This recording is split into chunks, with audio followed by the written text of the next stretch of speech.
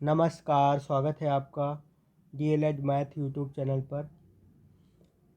Thakur publication की book के 3 chapter लगभग कंप्लीट हो चुके थे। लास्ट वीडियो में हम लोगों ने देखा था दशमलव संख्याओं का जोड़ घटाना गुणा भाग और दशमलव संख्याओं का स्थानीय मान कैसे लिखा जाता है, वो सब कुछ हम लोगों ने देखा। जिन्होंने नहीं देखा है लास्ट वीडियो, वो वीडियो के डिस्क्रिप्शन में लिंक दिया हुआ है, प्लेलिस्ट दी हुई है, जिस पे आप जाएंगे और देख लेंगे, दशमलव संख्याओं के बारे में जानेंगे। ठीक है, वहाँ पे बाकी इस वीडियो में हम लोग अपवर्तक, अपवर्त, समापवर्तक, समापवर्त पढ़ेंगे। काफ़ी इंपॉर्टेंट टॉपिक है। एग्ज़ाम में डायरेक्ट क्वेश्चन इस तरीके से आ जाएगा 2 नंबर में, और आप बिल्कुल ब्लैंक छोड़ के चले आएंगे और वहाँ पे सिर्फ इतना लिखा होगा। बहुत छोटा सा क्वेश्चन है, लेकिन आंसर अगर आप अपवर्तक नहीं जानते हैं तो नहीं लिख पाएंगे। 64 के अपवर्तक ज्ञात कीजिए, और एग्ज़ाम में अगर आपको अपवर्तक लिखना नहीं आता है तो आप इसको ब्लैंक छोड़ के आएंगे, 2 नंबर आपके कट जाएंगे। ठीक है, मतलब है ना।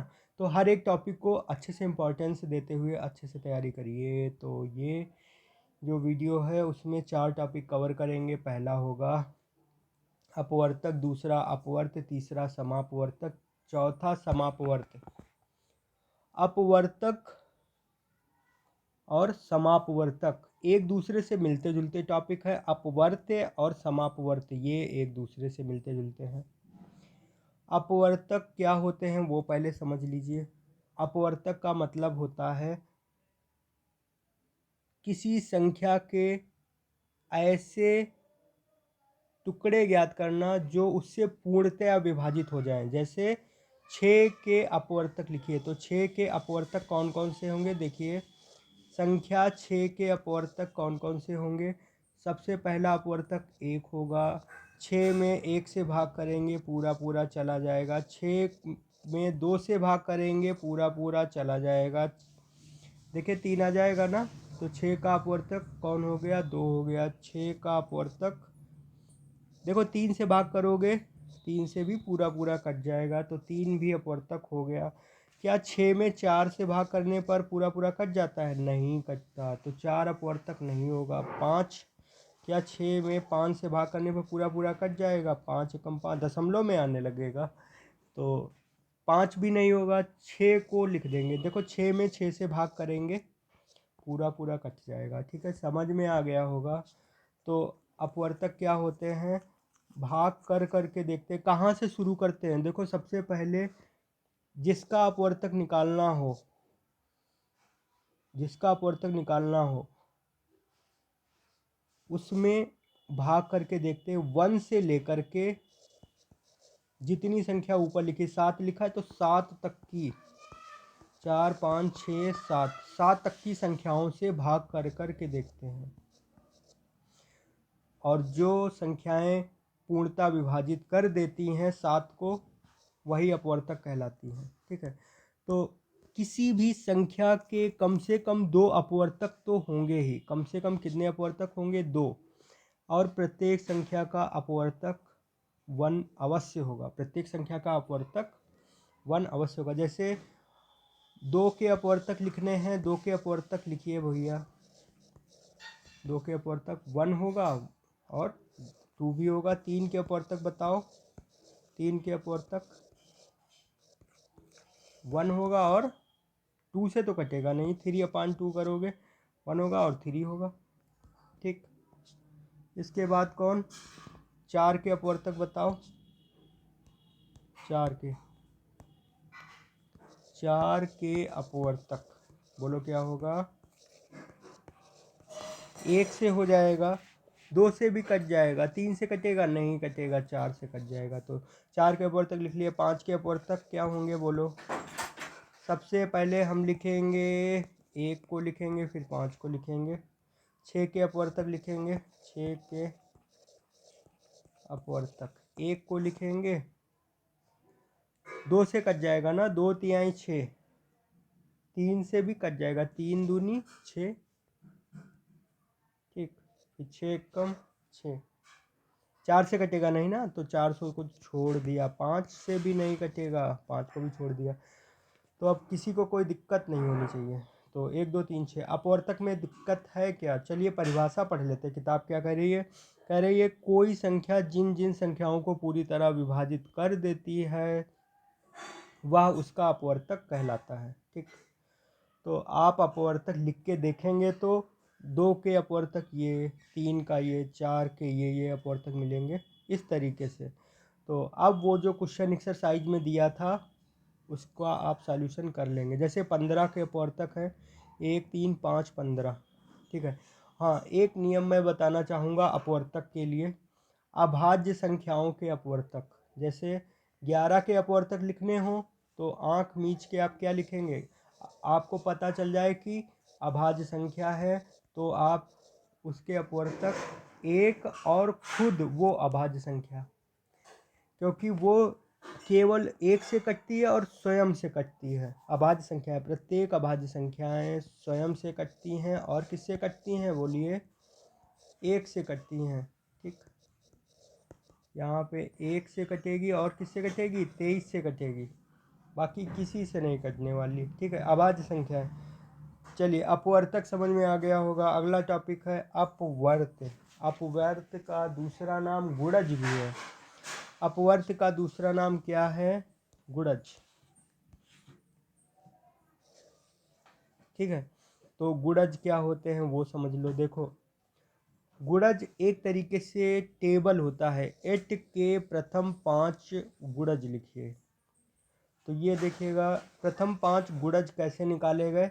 तो 8 1 जा 8, 8 2 जा 16। तो अपवर्त क्या होते हैं? अपवर्तक निकालना जान गए। अपवर्त क्या होते हैं? टेबल होते हैं। तो प्रथम 5 8 दूनी 16, 8 24, 8 32, 8 45, या ऐसे करके निकाल के दिखा दीजिए। बाद में अतः करके ऐसे लिख दीजिए। अतः 8 के प्रथम 5 अपवर्त। प्रथम 5 अपवर्त कौन कौन से? 8 को जरूर लिखे, 5 लिखने हैं ना। आधुनी 16, 8 24, 8 चक्कू 32, 55 40 हैं। ऐसे करके छोड़ दीजिए। पहले ये दिखाइए फिर ये लिख दीजिए, बाकी ये कुछ ना लिखिए। ठीक, तो अपवर्तक और अपवर्त समझ गए होंगे। अब एक्सरसाइज में वो 2 क्वेश्चन हो जाएंगे आपके, वो जो अभी मैंने शुरुआत में दिखाए थे आपके। ठीक है, फिर 8 के प्रथम 5 अपवर्त लिखिए। तो प्रथम 5 अपवर्त कैसे वो अभी बता चुके। ठीक है, कोई दिक्कत नहीं। 64 के अपवर्तक ज्ञात कीजिए। ये क्वेश्चन जल्दी से कमेंट में बताइए। 64 के 5 नहीं, 64 के अपवर्तक कौन कौन से होंगे वो कमेंट में आप बताइए अच्छे से। ठीक है, निकाल के देखिए कॉपी पे। हाँ, अब हम लोग देखते हैं समापवर्तक क्या होते हैं। समापवर्तक, ये टॉपिक। समान अपवर्तक को समापवर्तक कहते हैं। तो जब कभी भी समापवर्तक पूछेगा तो एक साथ 3 4 संख्याएं देगा और उनमें से तीनों का ही आप अपवर्तक लिखेंगे। जैसे 18 के अपवर्तक लिख लिए ये, 48 के अपवर्तक ये इतने ढेर सारे, 72 के अपवर्तक ये इतने ढेर सारे। तो इन तीनों में जो कॉमन मिले, जैसे तीनों में एक एक एक दिख रहा, तो वो समापवर्तक होगा तीनों का। वो समापवर्तक होगा 18 का, 48, 72। तो तीनों संख्याओं में 1 2 3 6, 1 2 3 और 6 समान अपवर्तक हैं जो कि समापवर्तक कहलाएंगे। ठीक है, जैसे 12 10 15 20 के समापवर्तक बताइए। एक क्वेश्चन आपको मिल जाए 12 10 15 20 के क्या बताने हैं? समापवर्तक। 12 10 15 20 के।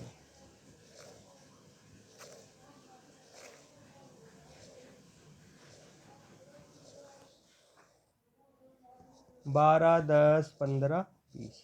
देखो, एक समापवर्तक तो होगा ही होगा। एक तो सभी में मिलता ही मिलता है। जब आप अपवर्तक लिखेंगे सभी के तो एक मिलेगा। दूसरा अपवर्तक, चलो पहले ये कॉलम बना लेते हैं। 2 से देखिए कट जाएगा 12, 3 से कटेगा, हाँ 3 से भी कट जाएगा, 4 से भी कट जाएगा, 5 से नहीं कटेगा, 6 से कट जाएगा, 7 से, 8 से, 9 से, 10 से, 11 और 12। ठीक, 10 के देखिए 1 से कट जाएगा, 2 से कट जाएगा, 3 से नहीं कटेगा, 4 से नहीं कटेगा, 5 से कट जाएगा, 6 से कट जाएगा, नहीं कटेगा, 7 से, 8 से, 9 से, 10 से कट जाएगा। इसके बाद 1 के बाद में अगला आएगा, 2 से नहीं कटेगा, 3 से कट जाएगा, 4 से, 5 से, 5 से कट जाएगा, 6 से कटेगा, 6 से नहीं कटेगा, 7 से कट जाएगा, 7 से नहीं कटेगा, 8, 9, 10, 11, 12, 13, 14, 15। ठीक,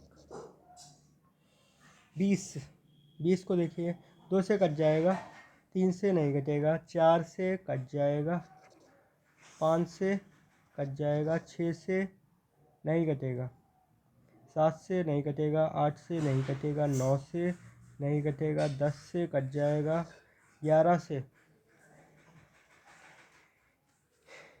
से नहीं कटेगा, बोलो, 12 से नहीं कटेगा, 13, 14, 15, 16, 10 के बाद अगला कौन आएगा, 20 ही आएगा। ठीक है, तो सबसे पहले इनके अपवर्तक लिख लेने हैं, क्योंकि इनके समापवर्तक ज्ञात करने थे, तो पहले अपवर्तक इस तरीके से टेबल बना लेनी है। फिर अब देखना है कॉमन कौन कौन मिल रहे, चारों में देखिए कौन कौन 1 मिल रहा है, और इसमें देखिए क्या 2 सभी में है, इसमें है लेकिन इसमें 2 नहीं है, इसमें तो 2 था, 5 5 5, इसमें 5 नहीं है। तो इनके समापवर्तक कौन हो गए बताइए, 12, 10, 15, 20 के समापवर्तक एक है, कौन होगा, केवल एक। ठीक है, तो यहाँ पे इन संख्याओं में एक समान समापवर्तक है। देखिएगा 2 इसमें नहीं दिख रहा, फिर भी किताब में थोड़ा गलत छपा हुआ होगा, ये 2 भी लिखा हुआ है, 1, 2 इसमें दिख रहा है। जैसे आप इस एग्जाम्पल को देख रहे थे, कहाँ गया, इस वाले में 1 भी दिख रहा, तीनों में 2 भी दिख रहा, 4 भी दिख रहा, तो 1, 2, 4 समापवर्तक है। ठीक है, हाँ अगला टॉपिक है समापवर्त क्या होता है। तो समापवर्तक समझ में आया होगा, आप उन सभी संख्याओं के अपवर्तक लिखेंगे जो अपवर्तक कॉमन होंगे, उनको समापवर्तक लिखा जाएगा। अभी हमने 2 उदाहरण समझाए, अब समापवर्त देखिएगा। संख्याओं के समान अपवर्तों को उनका समापवर्त कहते हैं। ये बिल्कुल टेबल के तरीके से, जैसे आपको अपवर्त लगा था, जैसे आपको अपवर्त समझ में आया, उसी तरीके से समापवर्त भी है। क्या है देखिए, जैसे क्वेश्चन मिल जाए 8, 4, 8, 12 के समापवर्त लिखिए। तो कई समापवर्त हो सकते हैं। जब आप समापवर्त लिखने चलेंगे तो पहले 4 वही कॉलम बनाएंगे, उसी तरीके से टेबल 4, 8, 12, 1, 2, 3, 4।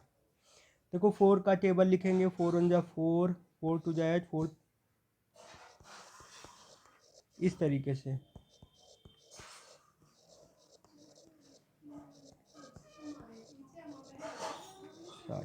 अब देखिए कॉमन क्या दिख रहा,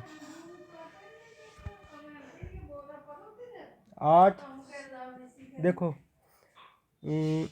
और थोड़ा आगे बढ़ाओ, देखो तीनों में कॉमन मिलना चाहिए, वही समापवर्त हो सकता है, तीनों में कॉमन मिलना चाहिए। ठीक है, तो तीनों में कॉमन देखिए अभी तक नहीं मिला है। यहाँ पे 4 दुनिया 4 4 4 16 4 20 4 24 24 24 24 अब मिलने लगा है ना। तो कम से कम 5 अपवर्त लिखिए। अच्छा 48 लिख लिया, 12 छंग 72 लिख लिया। तो 24 24 24, देखो तीनों में ये कॉमन दिखने लगा 24, एक इसमें 24 इसमें 24, ठीक। या तो तीनों में 12 12 12 दिख रहा होता तो काम चल जाता। तो पहला समापवर्त क्या मिला, ऐसे कई समापवर्त मिलते जाएंगे, जब आप आगे लिखेंगे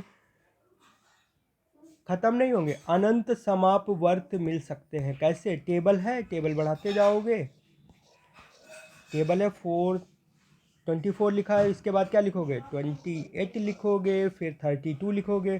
तो 32 इसमें मिल रहा, इसमें मिल रहा, लेकिन नीचे नहीं मिल रहा था। तो 36 तक पहुंचोगे तो 36 इसमें मिलेगा, लेकिन इसमें नहीं मिलेगा। तो ऐसे अगला समापवर्त 48 मिलेगा। देखो 48 इसमें मिल रहा, इसमें मिल रहा, और 4 के टेबल में भी 48 आएगा कभी ना कभी। तो 4 8 12 के समापवर्त कौन हुआ, 4 8 12 का समापवर्त बोलो कौन हुआ, समापवर्त कौन हुआ बोलो 24, ठीक है, समझ में आ गया होगा।